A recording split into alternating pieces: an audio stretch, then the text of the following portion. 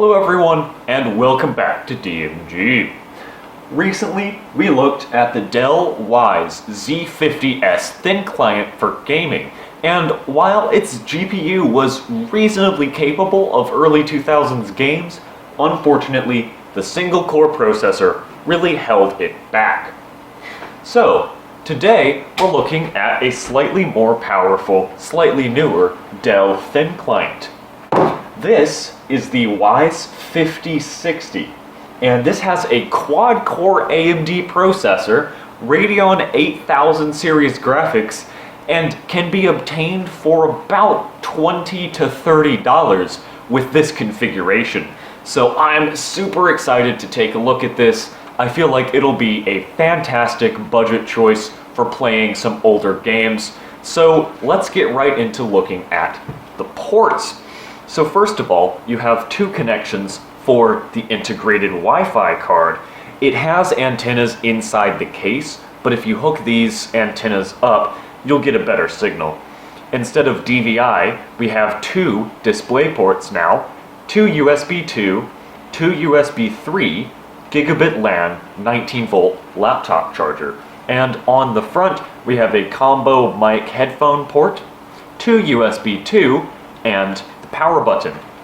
This is slightly smaller than the Z50S, actually.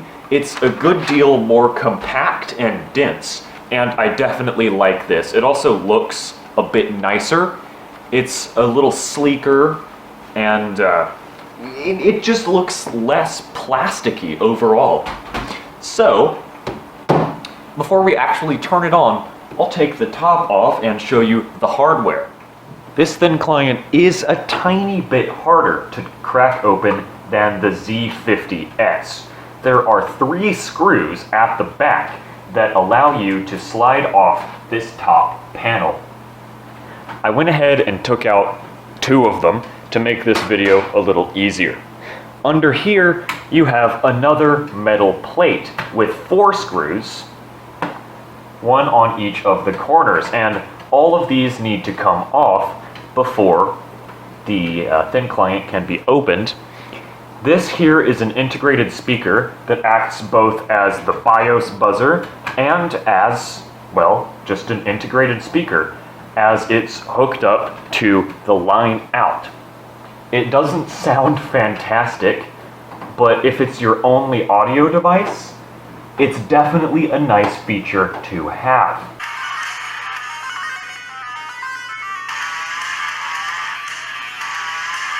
This panel is now free to be removed, but don't pull it up too quickly because the speaker wires are actually still attached. So carefully pull up and then unplug the speaker cable from the motherboard, and this panel is now off. We can now see inside. So here is our wireless card. It came with a pretty nice one. Here are the 2 memory slots. One of them is pretty hard to access. You actually have to take out this audio board and front I/O board to get to it and put in a RAM stick. But it takes 2 DDR3 memory sticks, and you can put like 16 gigabytes in this. It's ridiculous. So RAM capacity absolutely won't be an issue. I have a single 4 gigabyte stick though. This SATA connector was designed for a SATA disk module, but those are pretty ridiculously expensive.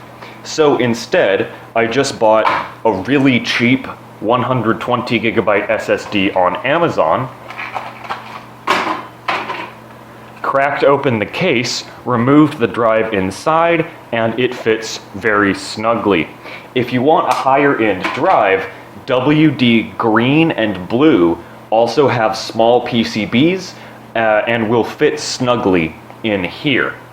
I can't 100% guarantee that this will work for every low-end drive, but most smaller capacity SSDs don't use the full size of the 3.5 inch by 2.5 inch box. So the actual board inside can fit easily in a small space like this.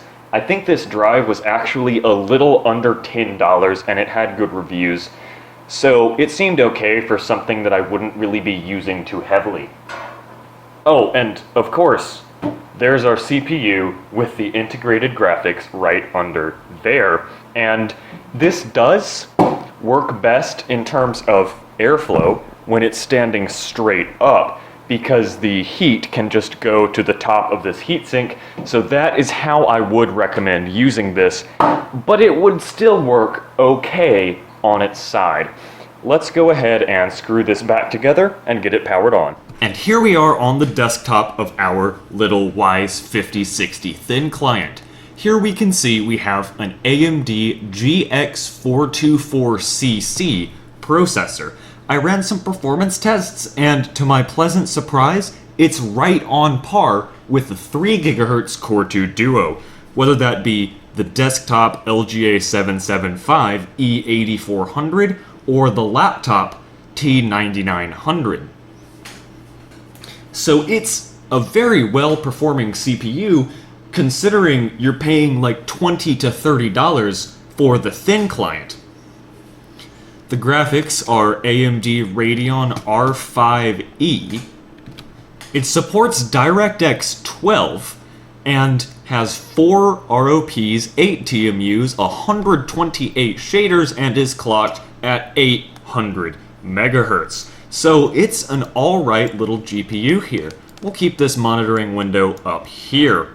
This CPU is the lower power version of the AMD A4 series. The GX is the Geode, which is their low power, the Geode variant of the AMD FX processor architecture. And, of course, here it is. It's clocked at 2.4 gigahertz and has 4 cores, not just 2 cores, 4 threads, 4 real cores. Our motherboard is, once again, made by Inventec, and here we can see that it's for the Wyse 5060, of course. So I've put a few more games on it this time, because I feel like it'll be able to handle a good deal more. However, we might as well just start with what we did last time. Just good old Unreal Tournament. I'll go ahead and set it all the way to 1920 by 1080, because, well, this will absolutely be able to handle that resolution very smoothly.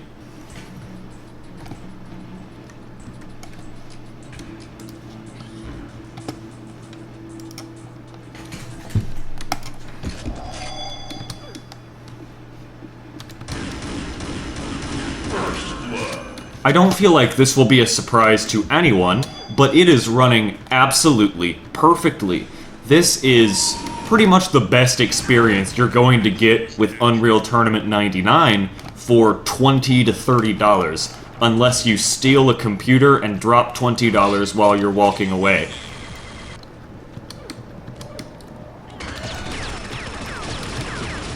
So I haven't seen any lag, any stutters, or any frame drops. So this is running perfectly. I don't want to use that word too liberally, but this is, in fact, running absolutely perfectly. This is about the performance that I get from the Quadro NVS 160M in my Latitude E6400 laptop. And that's a higher-end Core 2 Duo at 3 GHz, as I talked about with the CPU, with, of course, discrete NVIDIA graphics. I think overall, with adding the 4GB RAM stick, yeah, if I put a price on every part I installed or bought for the thin client, it would be maybe like $8 for the laptop charger, maybe like $10 for the RAM stick, maybe another $10 for the SSD. So overall, if you don't have any spare parts lying around, like the SSD or the RAM or the charger, it's still only about a $60 computer. And I'd say $60 for this thing is pretty good, but I shouldn't say that yet until we've really tested out everything. Just tried every game and see how it runs. So obviously Unreal Tournament 99 runs completely flawlessly, but let's step it up a bit. Unreal Tournament 2004, of course, 5 years newer and a lot more demanding. I wouldn't be surprised if this actually runs cooler, counterintuitively, than the Wyse Z50S, because the Z50S's CPU was being pushed harder than the CPU in this will be. I feel like I'll go for an Onslaught map that's actually pretty demanding. We'll do Arctic Stronghold. So this is 1920 by 1080 at the absolute max settings. I'm seeing a little bit of lag. We're dropping a few frames here and there, but this is fantastic. I'm quite impressed.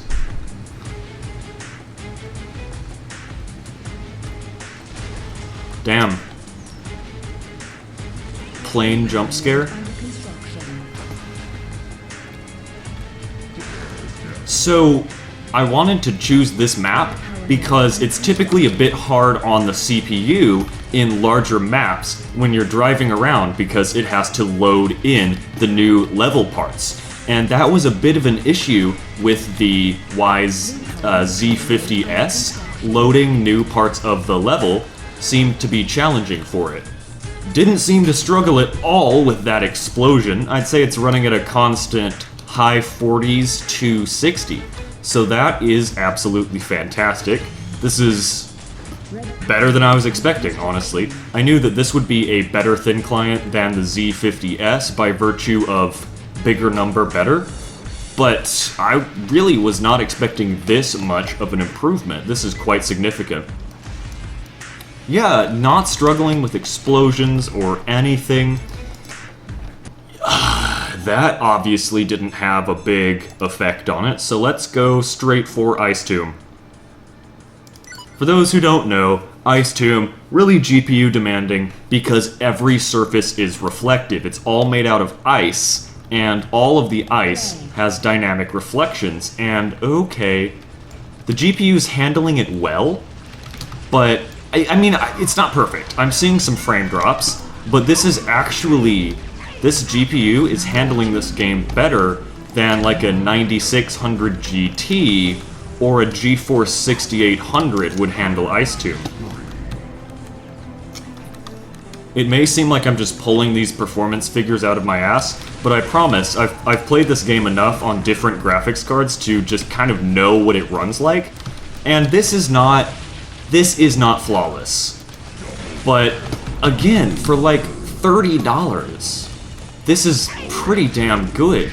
I mean, for $30, you could either get this whole computer or like a 9600 GT or a GeForce 160M or like, I don't know, some graphics card that would be able to run it at this performance. So basically, for that price, you could buy a whole computer or just an old graphics card. So I think the whole computer is a pretty attractive deal if you want to get into older games. I'm running Windows 10 here just because that's easiest for me to set up with drivers. But this runs great on Windows 7. I also tested that, and I believe that's one of the OSs that you could get it shipped with from the factory. I believe you could actually buy this with a super stripped down version of Windows 7. I believe Windows 7 Embedded is what it was called. So that would probably be better for older games, and I'm sure XP, Vista, etc. would also run fine on this. So far, I am incredibly impressed with what this little thing can do. What should we do next? We'll go with classic FPS game. Wow, GPU load wasn't even 100% all the time. Also, I would have gone in the BIOS and given the GPU more memory if I could have, but the BIOS is actually locked, and it has 512 megabytes, so I think that's enough. But yeah, the BIOS is locked. The eBay seller didn't know that, So I messaged them, I asked if they knew the password, and they actually were kind enough to give me a partial refund. Because they didn't know the password. So I actually can't adjust anything in the BIOS, but that's okay because all of the factory set options are alright. We're getting 20s, not stellar, but definitely not at all the worst I've seen.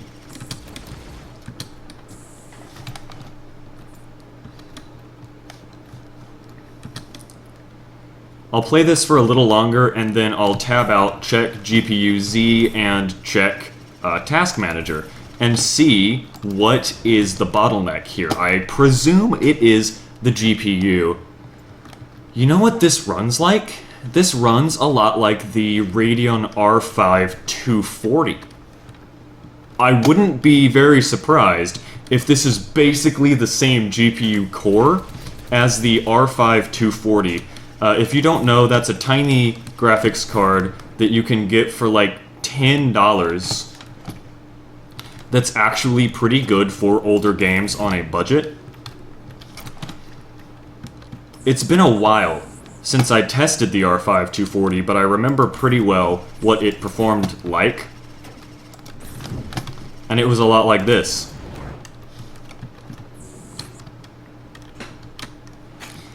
So the GPU was definitely the bottleneck, and the CPU had a pretty easy time with it. Look how cool it's running. 50s. And it's completely silent again because there's no fan. It's completely passively cooled. And it has an SSD, so there's not even hard drive noise. If anyone is wondering what the wireless card in here is, the one in mine is a dual-band wireless AC7265, which is actually a pretty nice wireless card. I expect it to have no problems at all with San Andreas. After 5 years on the East Coast. Hey! Awesome! So this is running great. I have a feeling I can turn the settings up a good deal because there's not a bottleneck yet. First thing we'd want to increase is probably our resolution. 1680 by 1050 is going to look pretty good. Okay, so we've set it all the way up to 1680 by 1050 with the highest draw distance. Let's see how it handles. Okay, so not exceptionally well. I don't know if this can handle the highest draw distance. Oh no, that's a cop.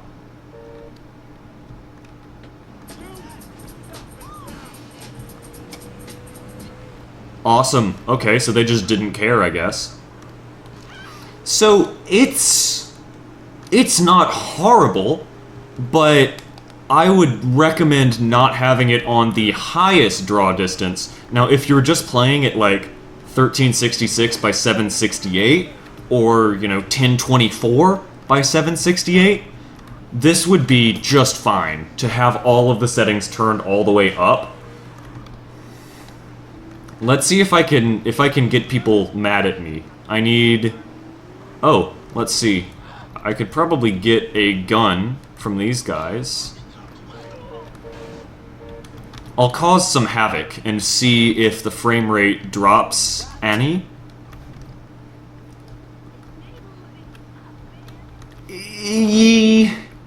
Yeah, I wouldn't quite recommend playing this game like this.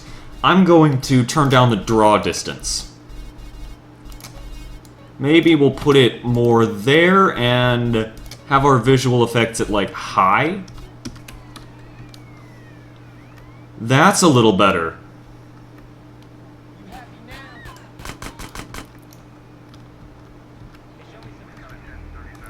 Okay, so now we're ready to do crime. Nice. That was not my fault. He walked right into that.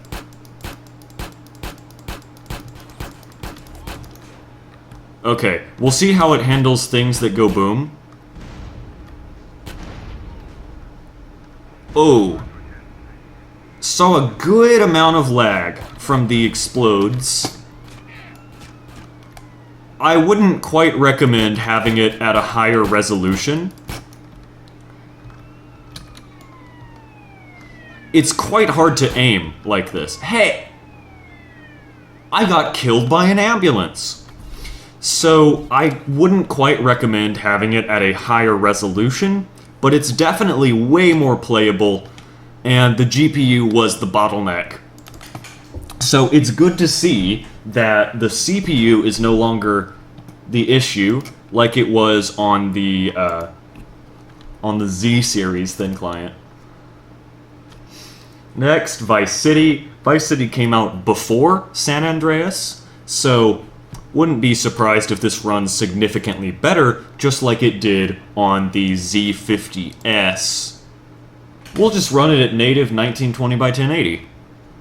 And if needed, we can always turn the draw distance down. Oh, that's running great. Looks good. And just from the cutscene, it looks like it's running pretty smoothly. Oh, this is awesome.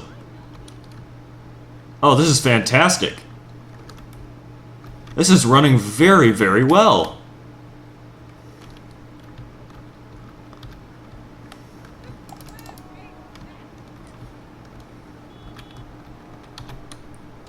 Whoa! That was a cool move. I've never done that before.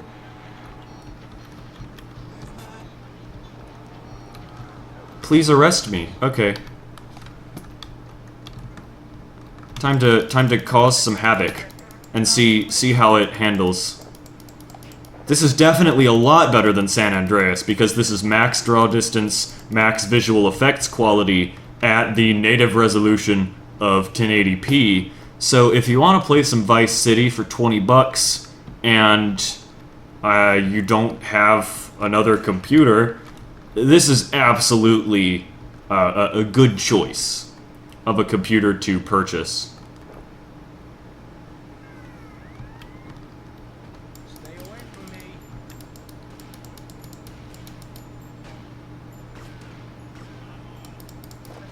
Good AI. I think that... Nope, there they are.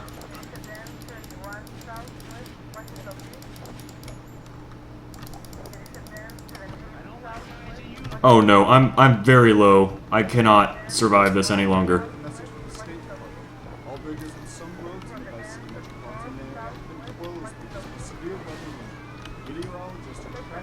Yeah, this is running very, very well.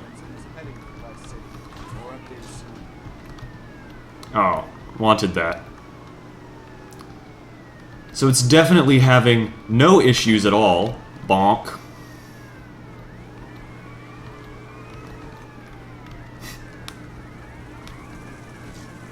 Oh no. I'm getting chased by this random blue car and the police.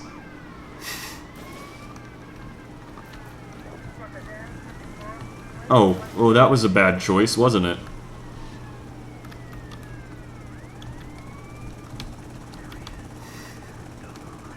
No! God damn it! I was killed by John Mafia. Okay, so Vice City runs great. Absolutely would recommend if you want to play some Vice City. What should we do next? I mean, we know GTA 3 will run great. Let's do the legitimate Russian Half-Life 2. So all of our settings are set to high. It looks like they all defaulted to high. So let's start a new game. This is running pretty well. Again, the GPU is the bottleneck. I actually don't think the GPU is all that much stronger than the graphics card in the Z50S. I think that the reason this is better in many games is that there's less of a CPU bottleneck. But there wasn't a huge CPU bottleneck in Half-Life 2, or it seemed that there wasn't, because it ran absolutely fine. So now, this is 1920 by 1080 at the highest settings, but it seems like the GPU is the one getting pounded now. It looks great. It runs pretty well.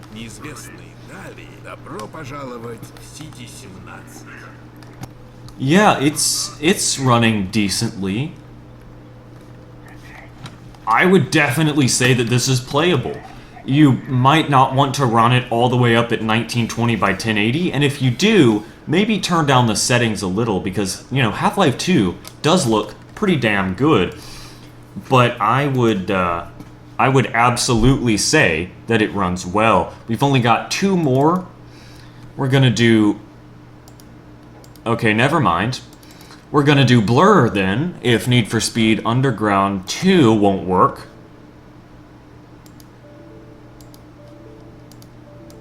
Alright, we gotta download these 2 DLLs. So I needed to manually install a DLL, and this system is conveniently fast enough to just go online and install those, instead of, you know, having to move them over from another system on a flash drive or something. Hopefully this will work. Come on, do the thing. Okay, so it looks like, for whatever reason, we won't be able to get Blur running, or Need for Speed Underground 2. However, I feel like we did get some good tests with the other games that we tested, so I am glad that we were able to get that done. So that is where I'm going to wrap up this video. In conclusion, when it comes to CPU bottleneck, this system doesn't really have one for older games. Therefore, if you have a more CPU-bound game, I would absolutely recommend this over the Wyse Z50S, since it really is only like a $10–15 increase, and for general usability, this is absolutely a much better thin client, and I could see this being useful in a lot of scenarios, like if you want a silent computer to watch Netflix on your TV, or that sort of thing. It would comfortably be able to do 1080p streaming and encoding through the pretty powerful little CPU. So overall, I love this thin client. It's my favorite small computer that I've ever looked at on this channel. Let me know if you want more thin client videos in the future, but I think I found pretty much the best ones, like the most unique ones lately to bring to you. So if you have any other recommendations, put them down in the comments and I'll definitely consider. But that's it for this video, so thanks for watching and I hope to see you next time.